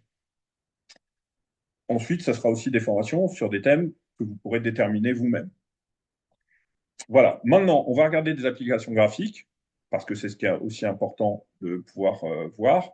Peut-être que je vous en montrerai en live. Celles-là, étant des applications qui sont déjà passées, la plupart. Et puis par la suite, je vous laisserai encore, allez, il me reste 20 minutes, quelques temps pour des questions-réponses. Alors, là, je vous ai mis un nombre varié de stratégies qui ont été mises en place. Attention, là, on était en 2023. C'est pas si vieux que ça, mais la mise à jour devait dater. J'ai remis à jour tout le texte quasiment là en 2024 récemment. Maintenant, les graphes, pour l'instant, il y a pas d'utilité de les remettre à jour. Ce qui compte pour vous, c'est que vous voyez la stratégie en l'occurrence. Par exemple, ici, on était sur le Dow Jones. Bon. Euh, donc, on a décidé de jouer la hausse du Dow Jones. Pourquoi? Bah, parce qu'on a identifié ici des niveaux de clés. Par exemple, ici, vous voyez, le Dow Jones était enfermé entre ces deux droites. On voyait que cette droite était assez importante. Bon, si on était sorti, on avait cassé la droite de support à la baisse. En revanche, on aurait joué la baisse du Dow Jones. Là, on est sorti à la hausse. On a cassé cette droite à la hausse. Par la suite, nous, technicien, donc analyse technique, on a vu que on a eu ce qu'on appelle ici un pullback. Un pullback, c'est-à-dire que les cours n'ont pas réussi à revenir sous la droite. Donc la droite qui servait ici de résistance s'est mise à servir de support. Ça nous donnait déjà un premier signal de hausse intéressant. D'accord? On s'est dit, on est en train de dessiner ici ce qu'on appelle un fanion, c'est-à-dire une figure de continuation. Donc on est rentré dans la figure à la hausse. Donc il y a des chances, il y a une majorité de chances qu'on en sorte à la hausse. Qu'importe qu'on ait raison ou tort, on a décidé, nous, de nous positionner sur la hausse du Dow Jones. N'oubliez pas également que les indices américains sont quand même très solides et que se positionner à la hausse sur ce type de sous-jacent, comme sur des valeurs telles que, je sais pas, les valeurs du luxe, LVMH, Hermès, même si le luxe a souffert hein, ces derniers temps, mais globalement, de façon empirique, ce sont quand même des valeurs solides. Voilà. Donc là, on a pris un turbo call avec une barrière qui est matérialisée ici en noir, qui se trouvait à 31 600 points environ. La distance par rapport au cours du Dow Jones à l'époque était de 7,6%. Et donc, on avait avec ça un effet de levier de 13. Voilà. Donc, si le Dow Jones avait pris 2%, d'ailleurs, il a pris hein, par la suite, bah, avec 2%, on gagnait 26, avec 10%, on gagnait 130%, avec 5, on gagnait 65%. Voilà. Là, à chaque fois, vous avez des exemples sur lesquels on a pu décider d'intervenir. Par exemple, ici sur le Nikkei, bah, ce qui nous avait intéressé, vous voyez, on était dans une boîte, là, ce qu'on appelle une boîte de latéralisation, nous. Là, ce sont souvent des zones qu'on appelle des zones de congestion, de temporisation. Le marché a marqué une première impulsion haussière, puis là, il tergiverse. Hein. Donc, il n'a plus de véritable tendance. Il n'est pas en train de se casser la figure, il n'est pas en train de continuer sa hausse, il hésite. Et puis là, on sort de la boîte. Donc, c'est un signal pour nous de hausse intéressant qui nous a fait dire, bon, bah tiens, le Nikkei a des chances de s'être offert un potentiel de hausse intéressant. On va décider de se positionner à la hausse via un turbo call, encore une fois. Voilà. Là, par exemple, sur le pétrole, inversement, on voyait qu'on était dans un canal baissier, qu'on avait tapé ici le haut du canal et qu'on repartait vers le bas avec un RSI fragile. On s'est dit, bon, bah, il y a peut-être des chances qu'on arrive sur le bas du canal. Cette fois, on va décider de jouer la baisse du pétrole. Donc, au lieu de prendre un call, on va prendre un put. Voilà, là, c'est pour vous montrer des exemples concrets qui sont suite à des visions techniques. Là, on va s'arrêter un peu sur celui-ci et je vais vous expliquer pourquoi. On est sur l'or, d'accord? Ceux d'entre vous qui suivent les marchés et notamment les cours de l'or devaient savoir que pendant longtemps, donc depuis 2020, l'or était capé par une résistance très importante qui était autour des 2070 $ l'once, entre 2070 et 2100 maximum. Euh, à chaque fois que l'or revenait sur ce niveau, bah, il butait et il repartait vers le bas. C'est ce qui nous avait fait, nous, décider ici de nous positionner à la baisse parce qu'on voit qu'à nouveau, ici, une troisième fois, en mai 2023, les cours de l'or ont buté sur cette même résistance. On s'est dit quoi? On s'est dit, bon, on a buté dessus, c'est un signal de baisse. On a décidé du coup de prendre une barrière qui allait être au-dessus de ce niveau important et de mettre un stop qui va nous permettre de ne pas perdre l'intégralité de notre investissement. Maintenant, pourquoi je dis qu'on allait s'arrêter sur ce sous-jacent? Ben, on va voir ensemble la raison pour laquelle on s'est arrêté sur les cours du gold. Voilà. Alors là, on va regarder le gold ici. D'accord? Au moment où on avait fait cette stratégie sur le turbo, on voit qu'on était sur la troisième butée ici des cours du gold. Bon. Donc, on était à peu près ici. D'accord? Donc, on avait décidé de se positionner à la baisse à peu près ici. On voit par la suite, effectivement, que notre turbo avait pris de la valeur parce que les cours de l'or ont baissé.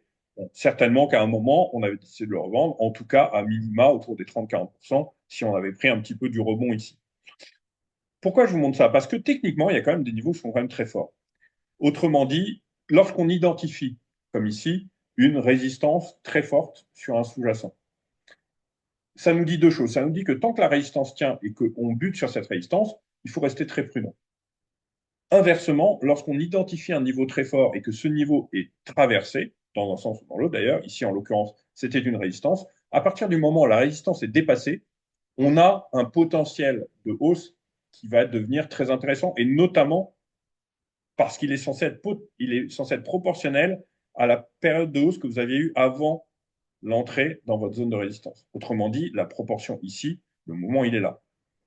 D'accord? Et je pense qu'on ne doit pas être loin, puisqu'il faut reporter le mouvement techniquement ici. Je ne sais pas aujourd'hui si on a encore. Voilà, donc il faut le reporter sur le bas. Vous voyez, on n'est pas loin déjà du potentiel qu'on avait envisagé en fonction de la sortie de cette figure-là. Bon. Et vous voyez effectivement que l'or, une fois avoir cassé ce niveau-là, il a marqué une forte accélération en ligne droite. D'accord?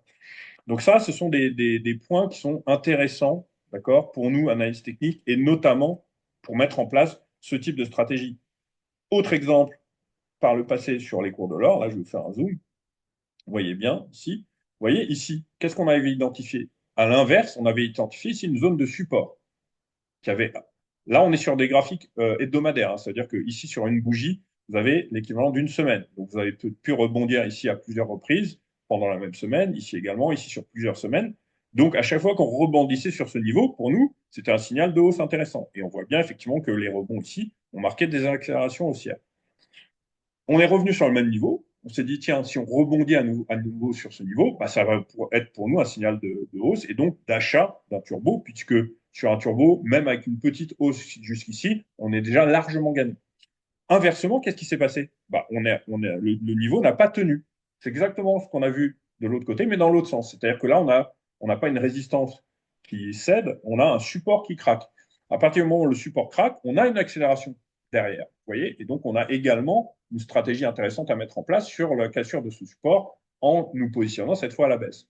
Pour tout vous dire, je m'en souviens très bien, hein, puisque ça fait 20 ans que je suis sur 25 ans que je suis sur le marché, l'once d'or, d'accord?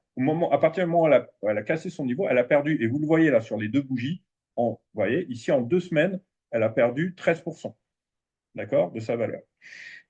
C'est quand même assez énorme. Donc voilà, avec un levier de 5, vous étiez déjà à 60%.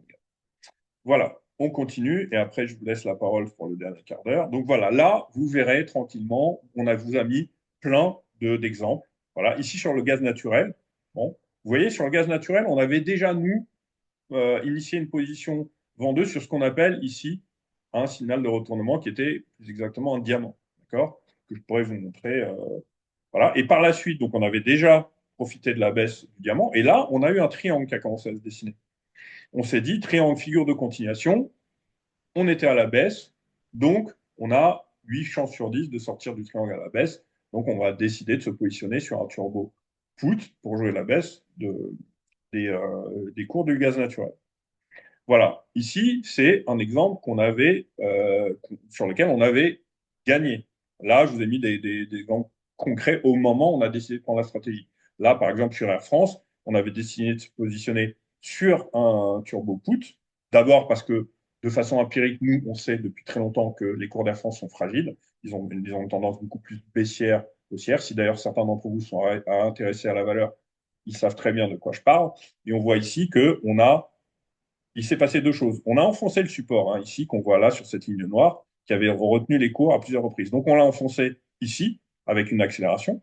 D'accord? Et nous, ce qui nous a motivé, c'est qu'au moment où on a voulu réintégrer ce support, on a vu qu'on a à nouveau baissé. Donc, on a eu ici une résistance en pullback. C'était un signal pour nous assez intéressant, fort. On est passé sous les moyennes mobiles en croisement. On s'est dit, bah, on va jouer la baisse de Air France. Et on voit que nos deux objectifs ont été atteints. Et forcément, sur un turbo, avec la barrière qu'on avait ici, au niveau de la zone de résistance, bah, on a gagné, je pense, autour de 80% sur cette ligne-là. D'accord? Voilà, sur Alphabet, c'était la même chose. On avait identifié ici une zone de résistance importante, vous voyez, la même, hein, ici, vous voyez, qui avait arrêté les cours ici à plusieurs reprises, et même ici. Et puis, on est passé au-dessus, et paf, on n'a pas réussi à la réintégrer. Pour nous, c'était un signal intéressant. Ensuite, on a eu un deuxième signal qui nous a, nous, donné envie de se positionner, c'était le dépassement de cette droite avec à nouveau le pullback, c'est-à-dire une fois qu'on est sorti de cette droite de résistance, on s'est appuyé dessus en termes de support. Voilà. Là, au moment où où j'avais fait préparer la formation à l'époque, on était arrivé sur notre premier objectif. Voilà. Ici, de la même manière, on avait un signal très fort sur Arkema. D'accord? Très fort. Pourquoi? Dans un premier temps, parce qu'on avait identifié une zone de résistance majeure ici. Et par la suite, on a enfoncé cette oblique. Exactement, ça ressemble, hein, vous vous souvenez, à ce qu'on avait vu ici sur notre CAC 40. Voilà, ici, vous voyez, paf, où suis-je? Voilà, c'est là. Ici, vous voyez, on avait à peu près la même chose, hein. On avait identifié une droite et la cassure de cette droite nous avait donné un signal intéressant. C'est exactement ce qu'on avait joué sur Arkema. Et d'ailleurs, ceux qui étaient abonnés chez nous, je ne sais plus combien on avait fait sur Arkema, mais qu'importe. Voilà, donc là, sur la cassure de cette oblique ici, là, que vous voyez ici, là, qui était un signal pour nous important. On avait mis notre premier objectif sur la droite de support ici, et on avait mis notre deuxième objectif en dessous. Qu'est-ce qui se serait passé si on avait rebondi sur cette droite? On aurait dit, ah, on va être plutôt prudent, on a rebondi sur cette droite, on est arrivé sur notre premier objectif, on a gagné, je sais pas, par exemple, à peu près ici 40%, on a rebondi, on va sortir. En revanche, si on n'avait pas rebondi, ce qui était le cas, bah, on n'avait aucune raison de sortir sur ce niveau. On a enfoncé ce niveau, on est arrivé sur notre deuxième objectif, on avait décidé de sortir, bien que ça ait baissé derrière, parce que d'abord qu'il peut le plus que le moins, et ensuite parce qu'on était déjà à un gain conséquent. Ne pas oublier une chose, hein, c'est toujours facile après coup de se dire, par exemple, je ne sais pas, j'ai acheté ici, voilà, et j'ai revendu là. Bon, ça, c'est un peu les vendeurs, les bonimenteurs qui vont vous dire ça. C'est pas vrai. On n'achète pas ici, on revend là. On achète sur un rebond, une fois qu'on a rebondi, donc on va acheter par là. On ne va pas revendre ici. On va revendre soit là, parce qu'on est déjà gagnant, soit à partir du moment où on rebaisse par ici. Parce que ici, on n'a aucune raison de vendre, on est en pleine hausse. D'accord? Donc là, ça aussi, il faut ne pas oublier. C'est Rothschild, pas n'importe qui a dit j'ai fait ma fortune en vendant toujours trop tôt. Bon, c'est normal, c'est toujours facile à propos de dire ah, j'ai vendu trop tôt. C'est pas grave. Voilà, là sur Biomérieux, pareil, donc je ne vais pas vous les faire tous au fur et à mesure. Bon, Carrefour, déjà pour nous, c'est une valeur faible, déjà d'une part. Donc dès qu'on a des signaux de baisse sur cette valeur, on est un peu plus confiant, comme sur Air France, que sur des valeurs type L'Oréal, LVMH ou Sanofi. Bon. Voilà, donc là on a un autre exemple sur Dassault. Là on avait un exemple. Vous voyez, là c'est intéressant. Pourquoi? Parce que l'exemple sur STM, on l'a mis afin que vous puissiez voir autre chose. Qu'est-ce qui s'est passé? Là, on n'a pas atteint notre objectif, hein, très honnêtement. On était peut-être à 40%. Peut-être que certains seraient sortis. Mais il y a une chose qui nous avait intéressé, c'est qu'on voit qu'on avait décidé ici un drapeau et que même si on avait décidé d'acheter ici, on est venu quand même taper le haut du drapeau. C'était un signal quand même plus ou moins inquiétant qui aurait fait sans doute qu'on serait sorti de la ligne. Pour autant, notre stop voilà, n'a pas été atteint tout de suite avant là. Donc là, en l'occurrence, c'est soit on avait décidé d'être très prudent et de revendre ici, soit pour le coup, c'était une stratégie perdante, d'accord? Puisque notre niveau de stop a été atteint ici, même si elle n'a pas été vraiment enfoncée. Donc c'est bien aussi de voir que voilà, qu'on peut parfois avoir des stratégies perdantes. Là, on est exactement dans ce qu'on a vu sur Arkema et sur Total, pardon, sur le CAC. On avait une zone de résistance ici importante. On a ensuite enfoncé une oblique ici. Et puis, paf, on avait une position baissière avec un objectif retour sur le support ici qui avait arrêté la baisse des cours. Voilà.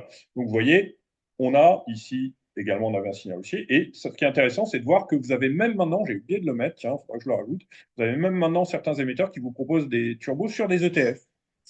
Voilà. Donc, alors évidemment, un turbo sur un ETF CAC, etc., ça n'a pas d'intérêt. Mais un turbo sur un ETF qui peut correspondre à, comme on l'a sur certains ETF, à, je ne sais pas, vous avez des ETF sur les pays émergents, vous avez des ETF sur un panier de valeurs qui vont être calquées sur l'or, vous avez des ETF sur les métaux précieux, etc. D'accord? Donc ça peut être intéressant d'intervenir sur un panier d'actions, de titres, pardon, via un ETF. Là, par exemple, on vous montre aussi l'exemple d'une stratégie perdante. Voilà, on avait décidé de jouer la baisse de Sanofi, avec cette résistance, etc. Bon, finalement, on s'est fait avoir, on a été stoppé, et même si notre barrière était plus loin, on a préféré couper notre perte et respecter notre plan de trading. Voilà. Donc, vous voyez qu'avec des visions techniques, vous avez les moyens de mettre en place des stratégies haussières, baissières, etc. Bon. Pour être très transparent avec vous, je vais vous montrer, par exemple, une ligne sur laquelle on n'est pas gagnant, mais je vais vous montrer surtout, d'abord la raison pour laquelle, d'une part, on était rentré dessus, et également la raison pour laquelle on n'a pas encore décidé d'en sortir. Voilà. Vous voyez, ici, on est intervenu sur Ferrari. Bon. Qu'est-ce qui nous a fait décider d'intervenir sur Ferrari? C'était ce niveau-là qu'on a mis ici en termes d'alerte, qui est ce que nous, on appelle dans notre jargon un overlap. D'accord? Donc, pour que vous compreniez bien, on va dessiner ici la boîte, je l'ai un peu mal tracée, qui nous a fait décider d'intervenir. D'abord, on avait une boîte ici, ce qu'on appelle une boîte de latéralisation. Ici, on voit que les cours ont évolué à l'intérieur de cette boîte. Ils n'étaient pas dans une tendance baissière, ils n'arrivaient pas non plus à maintenir leur tendance haussière. À partir de là, ils sont sortis de la boîte en question. C'était un signal de hausse pour nous intéressant. Donc, on s'était positionné, je pense, autour de là, sauf que on n'a pas marqué une accélération haussière. On aurait très bien pu décider de sortir. Pour autant, même si on est perdant aujourd'hui, tant que ce niveau-là tient, on va décider de respecter notre plan de trading. Pourquoi? Parce que ce niveau, pour nous, c'est un niveau très, très fort. Donc, tant qu'on va être au-dessus, on va continuer d'avoir confiance, d'accord, dans l'évolution de Ferrari. En revanche, si on passe vraiment en dessous, pas peur, une petite morsure, là, pour le coup, on va pas jouer avec, on va pas tenter le diable et on va dire, bon, là, non, il faut respecter le plan de trading. On a réintégré la boîte de consolidation, c'est un mauvais signe. Voilà. Donc, ça, c'est pour vous montrer concrètement ce qu'on peut être amené à faire. Euh, voilà. Et allez, un dernier exemple avant de vous laisser la parole, parce qu'il est quand même assez. Je le montre très souvent là, cet exemple d'overlap sur le CAC 40. Euh, voilà. Alors, c'est vieux, hein, c'est pas grave. Ce qui compte, c'est pas que ce soit vieux ou pas, c'est que vous voyez, vous, concrètement, comment on peut appliquer les stratégies sur Turbo via de l'analyse technique. Donc, je vais vous montrer ce qu'on appelle un overlap en même temps, pour ceux qui ne le savent pas, et je vais vous montrer comment profiter de ce type de niveau lorsqu'on est en bonne analyse technique. Un overlap, c'est une zone horizontale qui va servir de résistance, par exemple, et une fois qu'elle va être dépassée, va venir jouer le rôle de support. Et ça peut marcher dans l'autre sens. Ça peut être un niveau de support qui, une fois enfoncé, va jouer le rôle de résistance. Alors après, là, je ne vais pas avoir le temps sur cette présentation de vous expliquer comment identifier les overlaps, etc. Ça, c'est un peu d'expérience, mais si vous souhaitez assister à une formation sur ce thème, vous pouvez largement soit souscrire à une de nos formations sur notre site, soit attendre un jour où on vous proposera une formation sur ce thème-là. Ou alors, intégrer notre service Turbo et là, demander une formation sur ce sujet. Et s'il y a un certain nombre de demandes, on vous fera la formation sur ce sujet. Voilà. Donc, on a identifié ici, d'accord, une zone de résistance.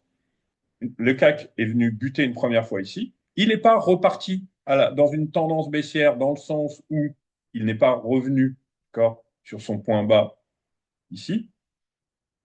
Il a fortement corrigé, mais il est à nouveau reparti dans des velléités haussières. À nouveau, d'accord, il a buté autour du même niveau, ici. Donc nous, à partir de ce moment-là, on se dit, tiens, c'est une zone de résistance quand même, on va la surveiller.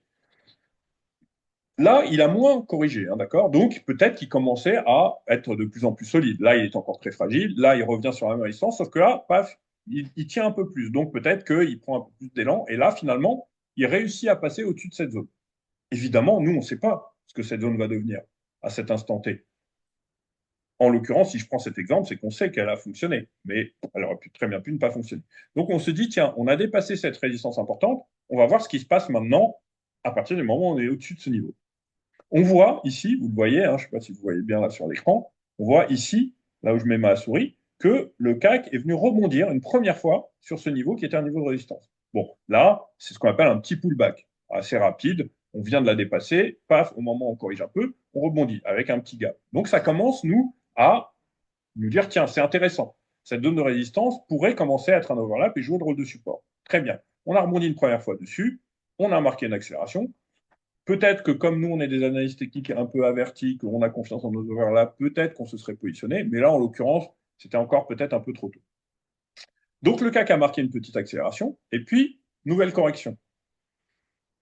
La correction est revenue sur le même niveau avant de repartir à la hausse. Là, pour nous, c'est un signal d'achat intéressant, parce qu'on a identifié notre nouvelle zone de support en overlap, et là, on a rebondi dessus. Donc pour nous, on a une forte pertinence à intervenir sur ce niveau-là. Pourquoi?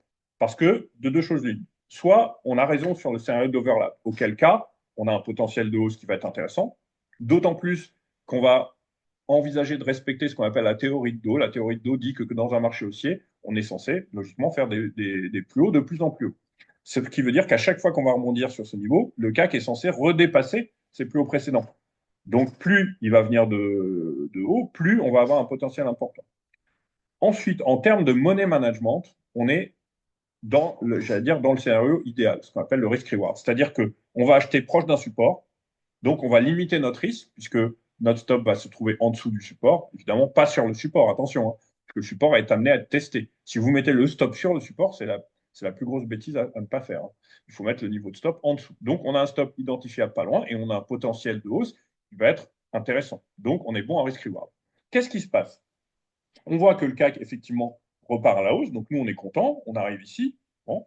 Et puis, ah, zut, on voit que le CAC recorrige un peu derrière. Donc, la position qu'on avait gagnante jusqu'ici, elle redevient perdante à partir du moment où on revient sur notre overlap. Mais, comme on a appris et qu'on a suivi la formation d'été expert et qu'on s'en souvient, que lorsqu'on identifie des niveaux comme ça, on va respecter notre plan de trading. Donc, à partir du moment où ce niveau tient, on n'a aucune raison de sortir de notre ligne. Et là, qu'est-ce qui se passe? Bah, rebelote, on a rebondi à nouveau sur le même niveau. D'accord? Donc, ça nous a rassuré un petit peu. On est reparti à la hausse. Et là, pour le coup, on a marqué une vraie accélération qui a fait qu'on a fait un nouveau plus haut par rapport à ce qu'on avait ici. D'accord? Bon. Et là, on voit à nouveau que, une fois après avoir marqué un plus haut, bah, les cours commencent à recorriger. Donc, forcément, nous, on a acheté ici. D'accord? Là, on a tenu bon malgré la frayeur parce qu'on a respecté notre plan de trading. Jusqu'ici, on était largement gagnant. On ne va pas se mentir, on ne va pas dire qu'on est sorti ici. Soit on est sorti par là parce qu'on était déjà à 50%, ou je sais pas, 50, 60 même peut-être. Soit on a attendu une première correction ici, et pareil, on est ressorti au même prix, donc autour de 60. Bon, après, si on a eu un coup de bol ou on était vachement bien inspiré, on aurait pu ressortir ici. Nous, en l'occurrence, c'est pas ce qu'on a fait. Voilà. Ensuite, qu'est-ce qui s'est passé? Bah, le CAC a à nouveau corrigé. D'accord. Et plus on vient de haut, plus la correction va être importante, logiquement, pour venir tester le même niveau. Là, on voit qu'on est monté un petit peu, on a corrigé un petit peu. On est monté davantage, on a corrigé davantage. Là, on monte encore davantage, on corrige encore davantage. Nous, ce qui est sûr, c'est que si on voit qu'on rebondit à nouveau, encore une fois, sur ce niveau, on va ne pas hésiter à reprendre un call sur le CAC. Voilà. Et là, bingo, on rebondit à nouveau sur le même niveau. Ici, bon, plus par là, voilà. Donc, nous, on initie à nouveau une position acheteuse. On met à nouveau notre stop sous ce niveau-là. Et là, bingo, qu'est-ce qui se passe? Bon, accélération. En plus, vous voyez la forte accélération là sur une bougie. Donc, nous, ça nous conforte énormément dans notre stratégie. On se dit, on a des chances de revenir au moins sur ce niveau-là, ce qui est déjà énorme, hein, là, en termes de pourcentage de gain. Et qu'est-ce qu'on va faire en bon trader qu'on est sur ces produits? Eh ben, on va mettre un stop suiveur, bien sûr. C'est-à-dire que le stop qu'on avait mis ici, à partir du moment où on commence à gagner 60%, 70%, si on veut rester en pause, eh ben, on va relever notre stop. Évidemment, parce que comme ça, on va dire, bon, ben voilà, je suis à 70%, je vais mettre un stop sur les 50, comme ça, je sécurise 50% de gain quoi qu'il arrive. En revanche, si je continue de monter, bah, je continue de profiter de la hausse. Voilà. Et là, qu'est-ce qui s'est passé? Forte accélération, vous voyez. Puis bon, bah voilà, moi je pense qu'on a vendu là parce qu'on était déjà à 80% et qu'on allait perdre en levier. Bon. Et là, alors là, pour le coup, ok, là on a baissé un peu, là on a baissé un peu plus. Là, pour le coup, c'est peut-être un peu plus, voilà, un peu plus effrayant parce que là, on vient quand même de très haut. On se dit, si on revient d'ici jusqu'ici, on va quand même être très prudent parce que c'est bon, on a un overlap, certes, mais c'est pas un niveau magique. Pour autant, et c'est ça qui est quand même assez incroyable, c'est qu'on a à nouveau rebondi sur ce niveau malgré une forte accélération ici. Hein. Là, vous étiez dans une phase où pendant, allez, 28 mai, tac, 24 juin, donc pendant un mois, vous aviez un CAC qui se pétait la gueule régulièrement. Hein. D'accord? À part un petit rebond ici, avec un gros gap là où le CAC a dû perdre peut-être 7-8% dans la même journée. Donc c'est un peu, voilà, c'est pas le genre de contexte dans lequel on est le plus à l'aise pour intervenir sur le CAC. Pourtant, si on n'avait pas notre notion technique de rebond sur ce niveau-là, bah, on aurait peut-être eu un peu peur. A raison, hein. Sauf que là, on a confiance sur notre overlap. Et là, bingo, on voit à nouveau que le CAC est reparti à l'eau. Bon. Pour le coup, par la suite, bah voilà, c'est fini, l'overlap a tenu, et pour le coup, le CAC ne sont jamais revenus sur ce niveau. D'accord? Avant de vous laisser la parole et de vous libérer également, parce qu'il est déjà 20 heures, je vais vous montrer là un clin d'œil. Hein, d'accord? On va faire un petit clin d'œil. Pourquoi un clin d'œil? Parce qu'il est évident que pour nous, c'est plus un clin d'œil que de l'analyse technique pure et dure. Mais quand même, on va regarder l'évolution du CAC. On voit que le CAC n'est jamais revenu sur ce niveau, hein, d'accord? Il a marqué petit à petit une accélération haussière. Sauf que qu'est-ce qui s'est passé là, ici, en mars 2020, en février 2020? Bah, on a eu le Covid. Et le Covid a été très violent sur certains titres, sur certains indices, comme le CAC, beaucoup moins sur le Nasdaq. Mais on voit que sur le CAC, on est passé ici de 6100 quasiment à 3006, donc on a perdu 2500 points en un mois. Mais malgré tout, bah, le niveau qu'on avait ici n'a toujours pas été enfoncé au jour d'aujourd'hui. Bon. Il est évident que ouais, on se serait pas dit, ah tiens, tu te souviens de l'overlap de 2013 non, mais c'est quand même intéressant de voir que par clin d'œil, bah, ce niveau a toujours tout. Voilà. Je vais donc maintenant vous laisser un petit peu la parole par rapport à certaines questions. J'ai vu qu'il y avait certains qui avaient écrit et par la suite, je vais vous libérer. Et ceux d'entre vous qui le souhaitent, déjà, vous pouvez recevoir la présentation en PDF. Il suffit de nous envoyer un mail pour ça. Je vais vous remettre le mail dans le chat. Et ceux qui seraient intéressés par l'offre avant la fin de début 2025 de 50% sur nos abonnements annuels, nous le ferons savoir également et nous vous ferons parvenir le code promo selon l'abonnement que vous aurez choisi entre le classique, upgrade 1, upgrade 2. Donc voilà l'adresse à laquelle il faut vous écrire. Après, je vais regarder vos questions et puis je vais vous libérer l'info à détection. Voilà. Alors, vous ne parlez pas de couverture que l'on pourrait éventuellement faire. Si, bien sûr. Euh, Faites-moi une avis. Alors, très bien. Donc, je vais vous répondre rapidement. Là, on ne l'a pas fait parce que j'allais dire, c'est un stade un peu au-dessus. Mais ce genre de produit peut également vous servir, comme l'a signifié, je ne sais pas quel est votre prénom, parce que je vois juste un S.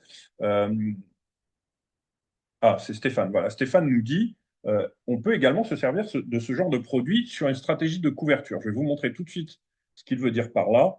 Et on va prendre, je sais pas, par exemple, prenons LVMH, la plus grosse valeur du CAC. Et regardons ce que signifie, d'accord, une stratégie de couverture par rapport à ces produits.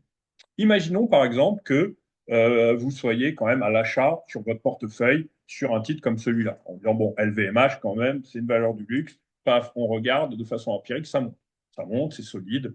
On n'a pas vraiment l'impression, en regardant ce graphique ensemble, qu'il y a eu des périodes de crise, hein, d'accord, pour LVMH. Bon, il y a eu des périodes hein, de fortes corrections, comme ici, mais on voit quand même que la tendance globale de fonds haussière est quand même très solide. Bon. Qu'est-ce qui se passe lorsque vous commencez à corriger? Si vous corrigez légèrement, comme ici, là, vous inquiétez pas vraiment sur LVMH. Mais si vous commencez à corriger comme ça, ou comme ça, ou comme ça, ou vous commencez à marquer des corrections un peu plus fortes que à l'accoutumée, bah, vous avez plusieurs options. Soit vous décidez de le revendre, vos titres, parce que vous dites, bon, je sais pas, même si je suis sur une valeur très solide, bah, je préfère être un peu prudent. Soit vous dites, non, moi je m'en fiche, c'est une valeur que j'ai en fond de portefeuille depuis longtemps. Ok, bah là, ça fait depuis 1 an et demi que ça va pas lu, mais bon, bah, dans 5 ans, même dans 3 ans, bah, je serai revenu facilement dans mes prix et je serai à nouveau reparti à la hausse. Ou alors, vous décidez de faire ce que dit Stéphane là, c'est-à-dire vous positionnez sur une stratégie de couverture. C'est quoi une stratégie de couverture? À partir du moment où vous voyez qu'un titre que vous avez en portefeuille, à la hausse bien sûr, commence à baisser, d'accord? Et qui commence à baisser plus que d'accoutumé. Vous vous dites, mince, Est-ce que je risque pas de perdre, etc. Maintenant, vous êtes sur ce titre depuis longtemps et vous êtes encore au-dessus de votre prix de revient. Bon. Mais vous allez vous dire, j'aimerais quand même me couvrir. Ça veut dire quoi me couvrir? C'est-à-dire que s'il y a une baisse trop importante ou trop longue, j'aimerais me couvrir. Donc, vous allez investir en parallèle, tout en gardant votre achat sur le titre, sur une position baissière via un turbo, par exemple, put, ou comme il nous dit sur un varan. C'est-à-dire que vous allez vous positionner à la fois sur la baisse et la hausse du même titre. Vous allez dire, c'est pas logique. Bah, là où c'est logique, c'est que la hausse, vous la jouez sur du long terme. La baisse, vous commencez à l'anticiper sur du court terme. Qu'est-ce qui va se passer? Là, les cours vont continuer à baisser. D'accord? On le voit là, on le voit même ici. Pendant que les cours baissent, votre action perd de la valeur, mais votre couverture gagne de la valeur. Donc, elle vient compenser, et même compenser largement votre perte, parce que là, vous êtes sur un effet de levier. Là, après, vous allez avoir plusieurs options. Premièrement, LVMH repart à la hausse. D'accord? Vous voyez que les cours redeviennent solides, vous avez une vision quoi, de bons résultats, une vision fondamentale ou technique, ou les deux qui recommencent à être positives. Dans ce cas-là, vous allez revendre votre couverture. D'accord? Vous la revendez en gain idéalement, vous pouvez la revendre également flat. D'accord? Pourquoi? Parce qu'on ne va pas se mentir. La couverture, vous n'êtes pas. C'est un peu facile après coup de dire ah bah regardez, je me suis couvert ici sur LVMH jusqu'ici, là j'ai revendu ma couverture, hop, bon, voilà, non, c'est pas vrai. La couverture, vous allez la garder tant que vous n'avez pas encore une opinion de reprise haussière potentielle. Mais elle vous a permis de vous couvrir. C'est-à-dire que de bénéficier de la baisse en même temps, éventuellement de prendre des gains sur la baisse, mais également, elle va vous permettre quoi? Si jamais vous vous rendez compte à un moment que finalement la tendance baissière finit par être pas définitive, mais beaucoup plus marquée. C'est-à-dire que vous dites, ah ben là non, on est rentré dans une tendance baissière de fond et LVMH ne va pas repartir à la cave, bien sûr, mais risque de corriger davantage et peut peut-être revenir à 400 euros, j'en sais rien. Dans ce cas-là, bah, vous allez revendre vos titres. Okay, quand même en gain, hein, puisque vous l'avez depuis longtemps. Même peut-être en léger gain, qu'importe, je ne sais pas, ça dépend à partir de quand vous l'avez acheté. Mais vous avez gardé votre couverture, qui, elle, va prendre de la valeur pendant que votre titre continue de baisser. C'est ce qu'on appelle une couverture, en fait. Et c'est ce que font les grands gestionnaires de fonds, ou même les banques, lorsqu'elles vous vendent des produits, elles vont ce qu'on appelle se couvrir. Okay, c'est-à-dire ce qu'on appelle faire du hedge. C'est-à-dire acheter une action et vendre l'indice en face, par exemple. Ou faire ce qu'on appelle du long short. Vous achetez Renault, vous vendez Peugeot. Comme ça, vous allez jouer sur la. Vous n'allez pas forcément jouer sur la hausse, mais vous allez jouer sur la différence entre Renault et Peugeot. D'accord?